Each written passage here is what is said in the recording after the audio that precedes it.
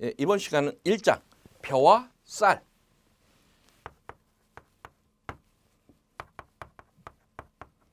벼는 뭐죠? 벼는 작물입니다. 쌀은요, 우리가 이용하는 형태를 의미하고 있죠. 먼저 이 쌀에 대한 개념부터 한번 보도록 하겠습니다. 쌀의 가치와 중요성 해서 우리 민족의 주식으로 문화와 국민 정신의 근본이 되더라. 그래서 지금 우리나라 같은 경우에는 주식이 쌀이에요. 이 경우에 따라서 이제 서양 쪽은 쌀보다 밀인 경우들이 많죠. 그래서 각 국가나 지역별로 또는 민족별로 이 주식으로 삼는 것들이 서로 다른데, 쌀은 우리 민족 같은 경우는 쌀이 주식이 되고, 결국 이 선조 때부터 대대로 쌀 농사를 지어오다 보니까 이 우리나라의 이 문화라든가 국민 정신이 거기에 기반이 되어 있더라 하는 얘기겠죠. 이 쌀의 영양과 식미에서 쌀의 영양을 봤더니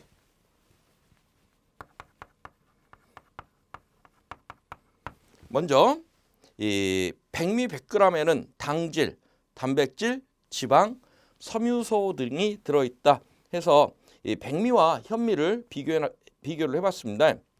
이 쌀 100g당 현미 같은 경우는 에너지는 351kcal, 그리고 탄수화물을 봤더니 이 당질이 71.8%, 섬유소가 1.0% 정도, 그리고 단백질이 7.4% 정도로 약간 들어있고요. 그리고 지방이 조금 있습니다. 그래서 지방이 3.0, 그리고 화분이 1.3, 아미노산가가 68. 그리고 백미는요, 이 백미 100g당은 에너지는 현미보다 좀 더 높습니다. 356kcal, 그리고 탄수화물의 구성은 이 당질이 75.5, 섬유소가 0.3.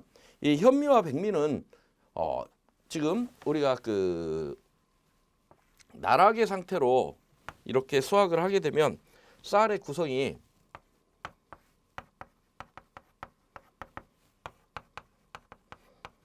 요게 이제 지금 백미 상태죠. 백미가 되기 전에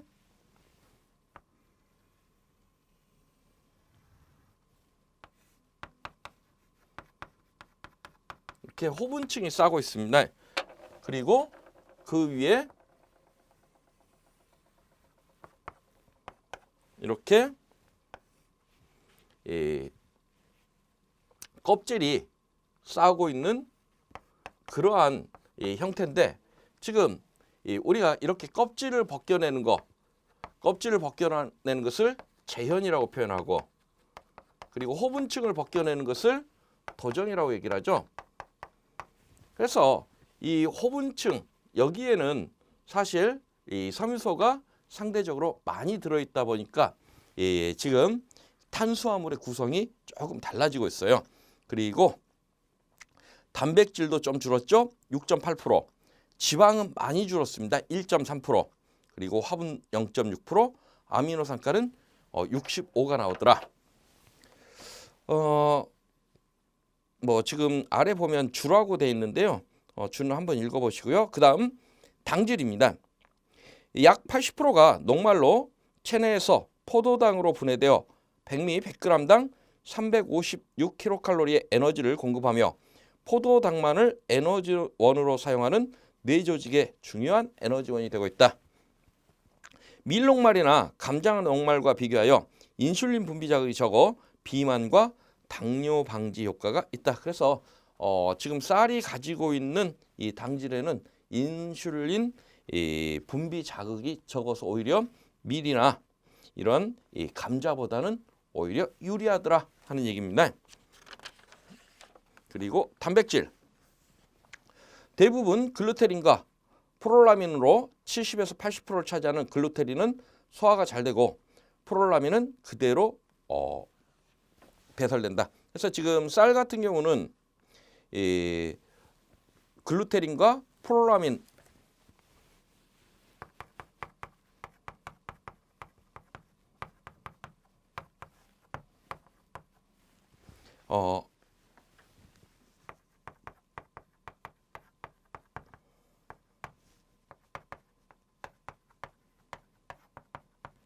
단백질의 구성이 이렇게 돼 있는데, 이 중에 이 글루테린이 70에서 80%입니다.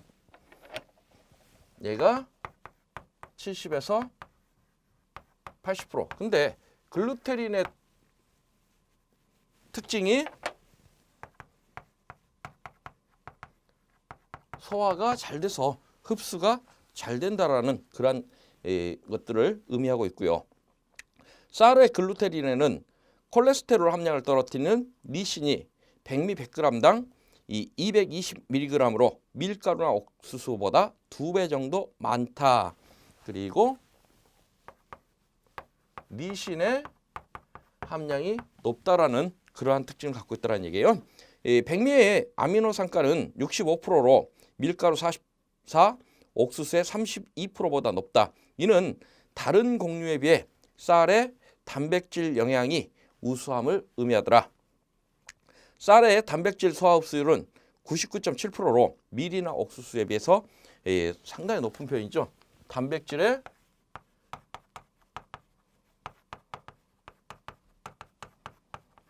소화 흡수율이 매우 높다라는 그러한 특징을 갖고 있습니다. 실제적으로 이 단백질 같은 경우에는 이 고분자 화합물질로, 다시 말해서 단백질 같은 경우는 이런 그 아미노산들이 연결되어 있는 상태, 단백질 사슬 이런 것들 보셨을 거예요. 근데 이 상태로는 사람이 흡수를 할 수가 없습니다. 그러면 이게 다 아미노산 형태로 이렇게 끊어져야만 사람이 흡수를 할 수 있는데, 실제 사람의 인간이 이 흡수할 수 있는 부분들은요, 우리가 먹고 나면 식도, 그리고 식도를 통해서 위로 넘어가죠. 그리고 십이지장, 소장, 대장, 그리고 이제 항문을 통해서 이렇게 나오게 되는데, 실제 사람이 흡수할 수 있는 것은 여기까지만 흡수할 수 있어요. 그래서 소장을 지나가 버리면 대장에서부터는 영양 성분을 흡수하지 못하고 대장에서는 뭐만 흡수해요? 물만 흡수합니다. 그러면 이런 그 단백질 같은 고분자 화합물질들이 이렇게 소장을 지나는 데까지 아미노산 형태로 잘게 쪼개져야만 사람이 이용할 수 있고, 소장을 지난 이후에 쪼개지는 부분들은요, 흡수되지 못하고 항문을 통해서 그대로 배설되는 이러한 결과가 나오는데, 이 소화 흡수율이 좋다라는 얘기는 이 사이에서 빠르게 쪼개지는 그러한 현상들을 보이더라는 얘기입니다. 지방, 쌀은 지방의 함량이 낮으나 불포화 지방산이 많고 소화 흡수율이 약 90%로 높다.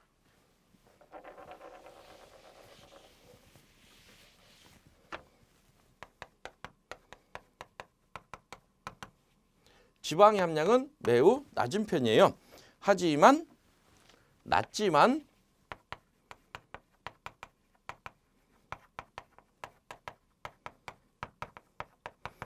낮은 것 중에는 불포화 지방산들이 많더라. 지방산 조성은 세포막, 인지질의 일부를 만드는 데 꼭 필요한 필수 지방산인 니놀렌산, 그 외 올레산 등 불포화 지방산이 70% 이상이며 포화 지방산의 양은 매우 적더라. 그리고 식이섬유, 체내에서 분해되지 않으나 면역력 증진이나 질병의 예방, 유해 중금속의 흡착과 배설 등의 건강에 좋은 영향을 미치고 있다. 그래서 이제 이런 이 식이섬유 같은 경우도 여러분들이 많이 드셔야, 이제 식이섬유를 많이 먹게 되면 뭐가 없어집니까? 변비가 없어지죠. 그리고 비타민 B 복합체와 무기질이 풍부하다.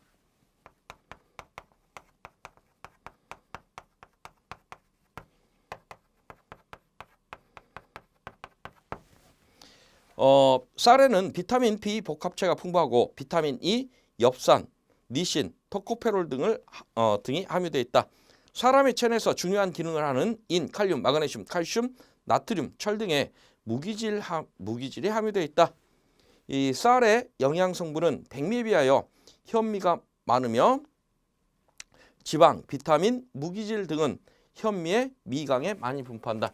그래서 이제 이렇게 도정을 할 때 호분층을 벗겨놨는데 도정을 하게 되면 도정의 결과로 백미하고 벗겨낸 호분층, 미강이 이렇게 나오죠. 그래서 이쪽에 호분층에 이러한 영양 성분이 많더란 얘기입니다. 그래서 실제적으로 백미보다는 현미가 훨씬 더 영양적 가치는 우수하지만 식미는 먹는 밥맛은 어느 쪽이 좋아요? 백미가 좋죠. 그래서 많이 도정을 하고 있습니다.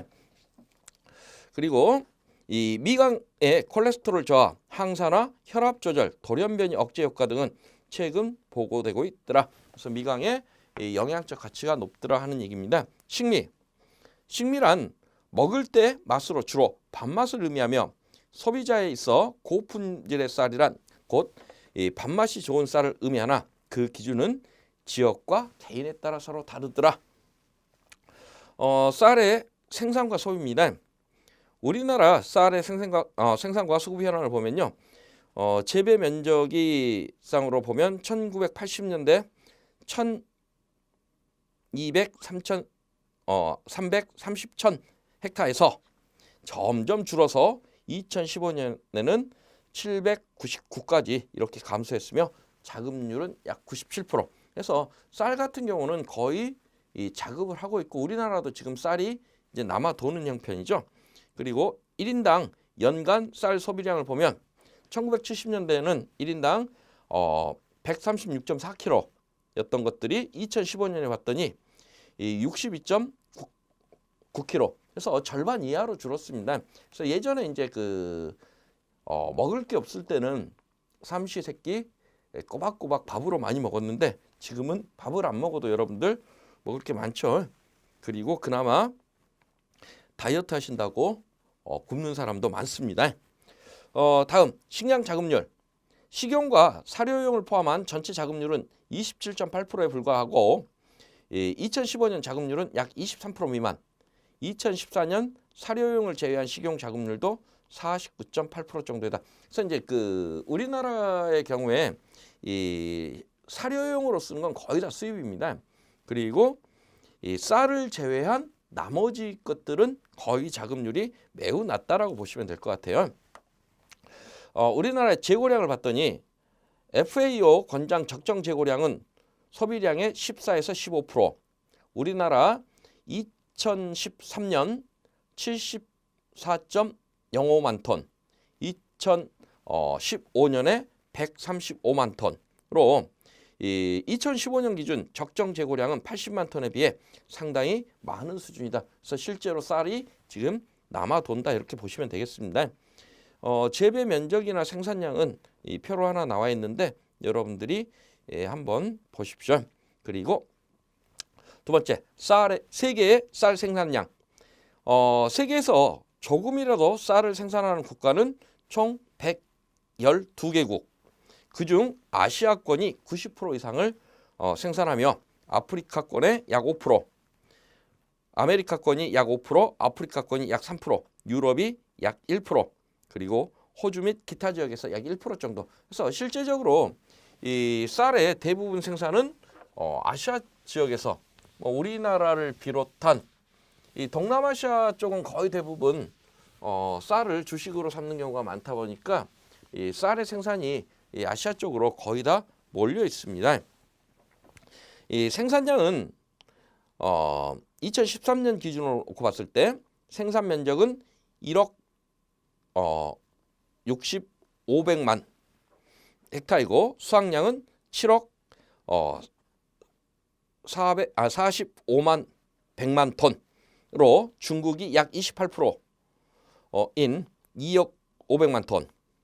그리고 다음으로 인도. 그래서 지금 오른쪽에 필수 확인 문제가 기출 문제입니다. 그래서 다음 국가 중 쌀의 생산량이 가장 많은 국가는 어디냐? 이런 문제가 아주 쉽게 풀 수 있는 기본 문제 형태로 출제가 된 적이 있습니다.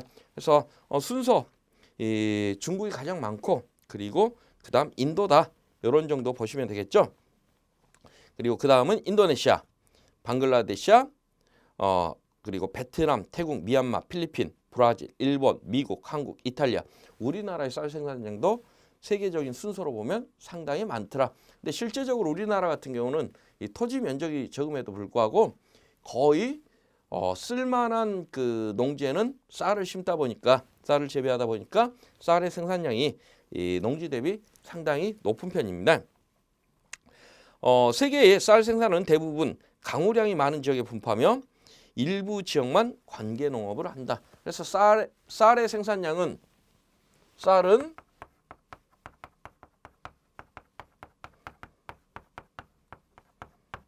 강우량이 많은 지역. 다시 말해서 쌀 재배에 있어서 뭐가 많이 필요하다는 얘기예요. 물이 많이 필요하다는 것을 이야기를 하고 있습니다. 온대 자포니카 벼의 생산 지역은 한국, 일본, 중국의 화중과 화북 지역, 미국 서부 캘리포니아, 이집트, 이탈리아, 그리고 인디카 벼, 인도, 스리랑카, 미얀마, 태국, 라오스, 베트남, 캄보디아, 말레이시아, 필리핀, 인도네시아 북부지방, 그리고 인도네시아 남부지방, 남부 지역은 인디카 벼와 열대 자포니카 벼를 함께 생산한다. 그래서 지금 우리나라에서 주로 생산되는 쌀은 온대 자포니카 계통입니다. 그리고 국제 교육 2001년에서 2003년 생산량이 약 6.6%인 2,700만 톤에 불과했으나 2015년 4,200만 톤으로 크게 증가하고 있는 추세고요. 수입국은 주요 수출국은 태국, 인도, 미국, 베트남, 중국, 파키스탄 6개국과 우루과이, 이집트, 미얀마, EU, 아르헨티나, 가이아나, 그리고 호주가 주로 수출합니다. 수입국은요. 인도네시아, 나이지리아, 필리핀, 사우디아라비아, 방글라데시아, 브라질. 그리고 대부분 인디카 쌀이 교역 대상이며 온대 자포니카 쌀은 3에서 5% 정도에 불과하고 교역량 비율은 2015년 기준으로 총 생산량의 5.7% 정도. 그리고 벼 재배의 다원적 기능입니다.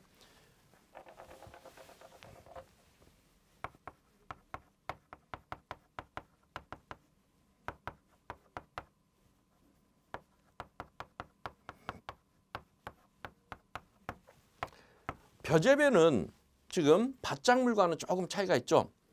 그래서 밭작물과 벼, 대부분 벼의 재배는 크게 수도와 육도로 나누는데, 육도는 우리 흔히 말하는 밭벼를 얘기를 해요. 근데 거의 대부분 벼 재배 이렇게 얘기를 하면 수도를 의미하는 경우가 거의 대부분입니다. 그래서 이렇게 이 논에 물을 가다 놓고 재배하는 이러한 재배 방식을 많이 취하다 보니까 이 밭작물에 재배하는 아주 많은 이러한 그 재배적 특징을 가지고 있더란 얘기입니다. 첫 번째, 홍수 조절 기능.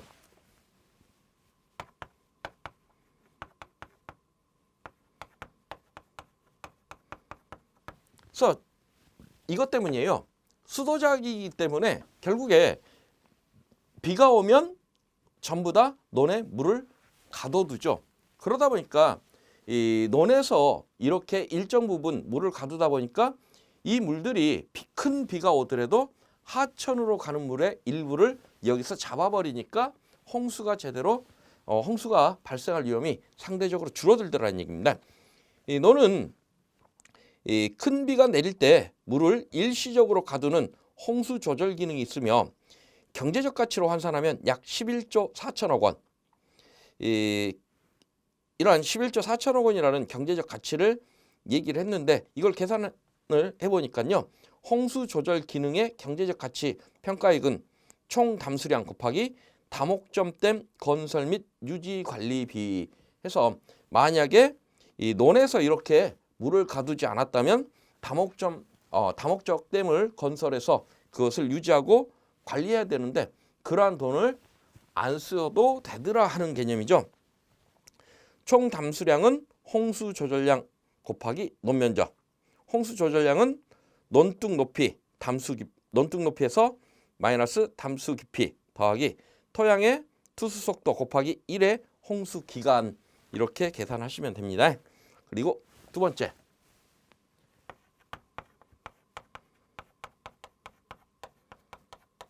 지하수의 저장입니다. 그래서 만약에 이런 논이 있어요. 그러면 여기에 물이 이렇게 차 있습니다. 그러면 이 물이 이렇게 차 있으면 이 물은 어디로 갑니까? 물론 이렇게 공기 중으로 증발량이 있겠고요. 그리고 여기서 벼가 자란다면 벼에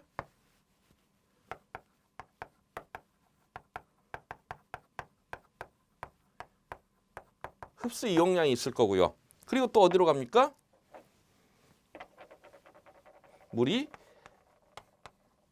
지하로 빠지면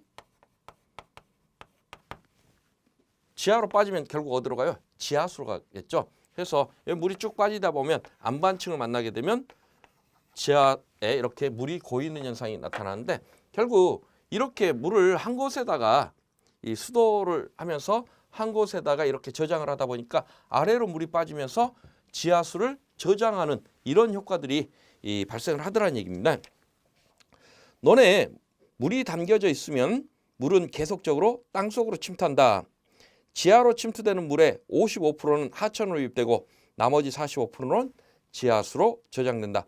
우리나라 논토양의 물의 침투 속도는 일평균 7.6mm, 담수 기간을 137일로 보면 논을 통한 지하수 양은 468.5mm로 헥타당 4,685톤으로 전국 농면적 47.6억 톤이 되며 이는 국민의 연간 수돗물 사용량의 69%에 해당된다. 어마어마한 물을 우리가 1년에 이 논을 통해서 지하로 저장되더라 하는 얘기입니다. 지하수 저장과 하천 유량의 유지 기능을 합한 수자원량의 경제적 가치는 약 1조 4천억 원으로 평가되고 있다. 그리고 토양 유실의 방지.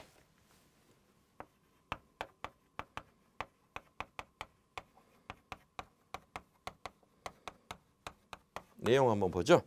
이 벼농사를 짓지 않아 논이 밭 상태인 경우에는 토양의 유실량은 헥타당 연간 22.4톤으로 조사되었으며 이는 전체 논면적으로 환산하면 2,276톤에 해당된다.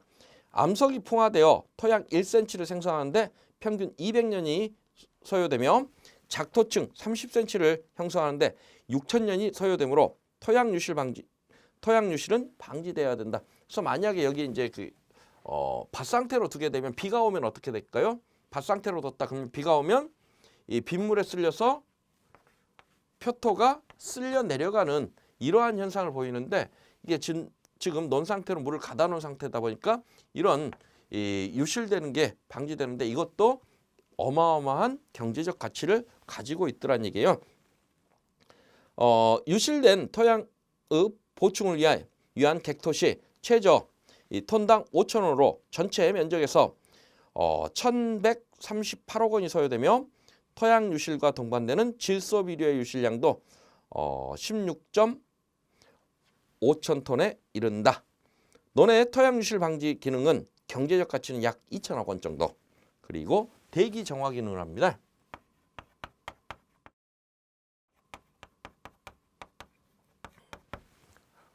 벼는 광합성 과정에서 이산화탄소를 흡수하고 산소를 배출하며 이 산소의 공급량은 8.84톤 헥타당열 전체 논면적에서 898만 톤에 이른다. 벼의 이산화탄소 흡수 제거 기능과 산소 방출 기능을 합하여 대기 정화량이 되는데 이를 탄소 제거 비용과 공업용 산소 제조 원가로 평가하면 경제적 가치는 약 1조 7,400억. 그래서 결국 이렇게 벼를 재배하면 벼는 광합성이라는 걸 하죠. 네, 광합성 하는 내용을 봤더니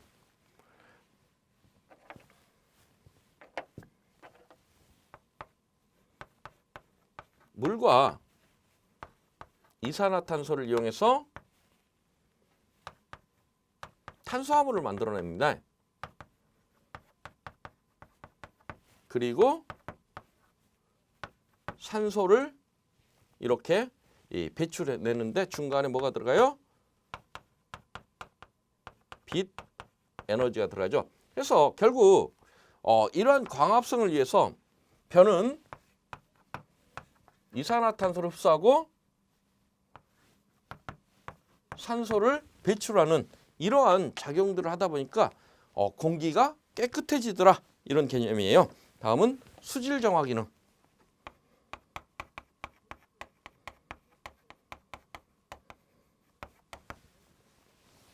논에서 벼의 재배 시 토양과 벼에 의하여 수질 정화율을 화학적 산소 요구량 COD로 보면 일반 관계수는 31.6%, 오염수는 50% 이상이다.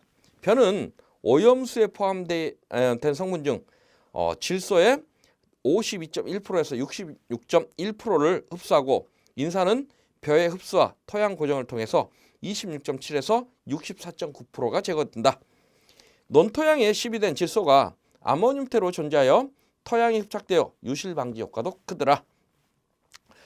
논의 질소 정화 경로는 벼에 의한 흡수 이용과 토양의 탈질, 조류에 의한 질소 고정 등이 있으며 일반 논의 경우 질소 정화율은 벼의 생육 초기에는 25에서 40%, 그리고 출수기에는 90%에 달하기도 한다. 논의 수질 정화 기능은 관계수량 곱하기 오염 관계수 비율 곱하기 오염 성분 함량 곱하기 정화율로 정화 물량을 계산하고 하수 종말 처리 톤당 사업비를 곱하여 경제적 가치를 계산할 수 있는데 이는 약 1조 9천억 원에 이른다. 그리고 대기 냉각 기능입니다.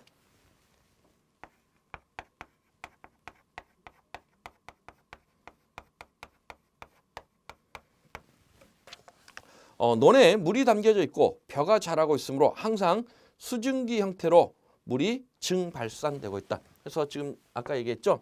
이렇게 벼가 흡수하고 지하로 내려가고 또 이렇게 증발되는 양이 있어요. 이 증발이 됨으로써 대기 온도가 낮아지는 이러한 그 효과를 우리가 기대할 수 있더란 얘기예요.